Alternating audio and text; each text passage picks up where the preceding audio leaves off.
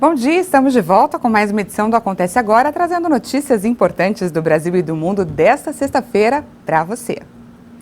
O desemprego e a crise econômica têm levado os segurados do Instituto Nacional do Seguro Social, o INSS, a interromperem as contribuições mensais à Previdência. Mas os trabalhadores precisam ficar atentos para não perder o direito a benefícios como auxílio incapacidade e pensão por morte. Em regra geral, os segurados podem ficar sem contribuir por até 12 meses sem perder a qualidade de segurado. Mas para os que fazem a contribuição facultativa, esse período cai para 6 meses. O direito aos benefícios ainda pode ser prorrogado por mais 12 meses se já tiverem sido feitas mais de 120 contribuições mensais ou se o segurado estiver desempregado. O Brasil tem menos casos de coronavírus por habitantes do que os Estados Unidos e a Europa. Vamos conferir os números aqui no país. O Brasil está em 40º lugar no ranking de países com mais infecções em relação à população total. Bélgica, Reino Unido, Itália e Portugal têm os piores números da doença por habitantes na Europa.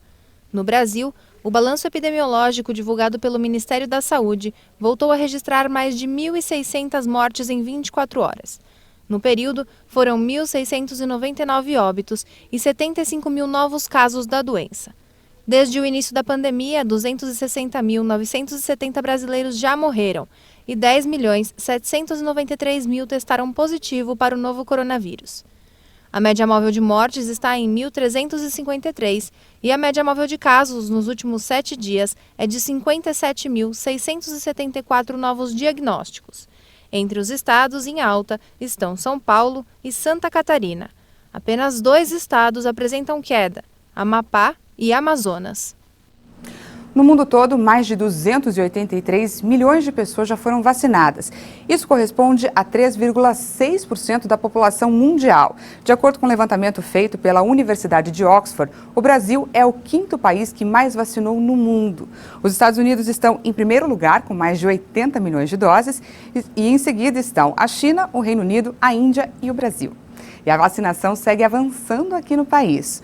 O Ministério da Saúde e as secretarias estaduais informaram que já foram vacinados mais de 7.701.000 brasileiros. Isso equivale a 3,64% da população, enquanto mais de 2.468.000 pessoas já receberam a segunda dose do imunizante. E agora, atualizando os dados do coronavírus no mundo todo, segundo a Universidade Johns Hopkins, mais de 115.618.000 diagnósticos já foram confirmados desde o início da pandemia e 2.569.000 pessoas não resistiram às complicações causadas pela doença. A pobreza na América Latina aumentou em 2020 e atingiu os níveis mais altos dos últimos 12 anos, alcançando 33,7% da população total da região. Segundo a Comissão Econômica para a América Latina e o Caribe, o motivo foi a crise causada pela Covid-19. O organismo subordinado à ONU, conhecido pela sigla CEPAL, informou em um relatório que, como consequência da aguda crise econômica derivada da pandemia, a pobreza atingiu 209 milhões de pessoas. A população total da região é de 654 milhões. A crise causou uma queda de 7,7% no Produto Interno Bruto de 2020 na América Latina. O PIB é um indicador da atividade econômica. Já a pobreza extrema afetou 78 milhões de pessoas.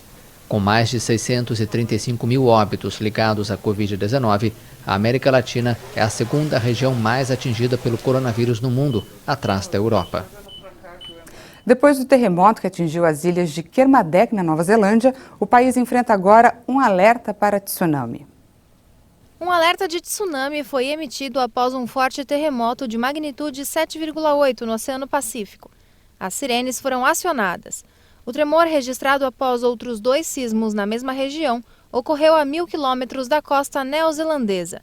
O Centro de Alerta para Tsunamis do Pacífico, com sede no Havaí, informou que é possível a ocorrência de ondas na Nova Zelândia, Tonga, Samoa Americana, Ilhas Cook, Fiji, Vanuatu, Tokelau, Wallis e Fortuna. Do outro lado do Pacífico, o Peru também sinalizou o perigo após o sismo na Nova Zelândia. A pandemia de coronavírus transformou a vida de muitas pessoas no que diz respeito a trabalho. Muita gente perdeu o emprego e teve que buscar alternativas para aumentar a renda familiar. E empreender se tornou uma oportunidade. A crise econômica provocada pela pandemia do coronavírus impactou a vida de muitas pessoas, que se viram obrigadas a buscar alternativas para driblar as dificuldades ou encontraram uma oportunidade de realizar sonhos e também empreender. Ao mesmo tempo que a pandemia ela trouxe ali grandes problemas para a economia do Brasil, ela também trouxe oportunidades. Porque, às vezes, aquilo que a pessoa não tinha coragem antes, agora não é só uma questão de coragem, é uma questão de necessidade. E aí muitos empreendedores se viram, né? Pessoas que eram empreendedores, mas não estavam empreendendo, elas viram a oportunidade de começar um negócio. E quem sabe até realizar um sonho de ser um empreendedor. Maria e o marido, Renner, são professores. A amiga Kelly é consultora de recursos humanos. Os três uniram suas habilidades para empreender e conciliar o ganho de uma renda extra com a produção e venda de brigadeiros gourmet. Eu acho que a gente usou a habilidade que cada um tinha e acreditou que pudesse dar certo. Então, numa época que estava tão difícil, todo mundo precisando de uma renda extra, e aí a gente resolveu unir as habilidades. Meu marido com as habilidades tecnológicas, eu fui entender sobre o marketing digital, por que é que eu tenho que convencer a pessoa a comprar o meu brigadeiro, e a Kelly com a excelência na execução da massa do brigadeiro. O negócio, que começou no boca a boca entre amigos e familiares, ganhou espaço no mercado com a divulgação nas redes sociais. Renner ficou responsável por administrar a página da marca e conta que buscou estudar para se capacitar e apresentar o produto ao cliente com mais habilidade. Eu sempre gostei de tirar fotos, né, mas de pessoas. Eu não conhecia esse mundo de tirar foto de alimentos. Então eu fui conhecer também, fui atrás, pesquisei, fiz cursos, né? E usei a ferramenta que é o Instagram. Fazer brigadeiros pode parecer uma coisa muito simples, mas para conquistar o mercado é preciso diferencial. Essa foi a aposta desses amigos, que usam ingredientes selecionados e trabalham com sabores variados para poder conquistar qualquer tipo de paladar. Kelly é quem já tinha mais intimidade na produção de doces. Ela conta que a variedade de sabores e as técnicas de fabricação estabeleceu um padrão de qualidade diferenciado. Além de um bom ingrediente, um ingrediente de qualidade, a gente só trabalha com brigadeiros gourmet, que são os brigadeiros que são feitos à base de chocolate nobre na massa, né? Então, nós utilizamos confeitos que são feitos de chocolate e não confeitos de açúcar, né?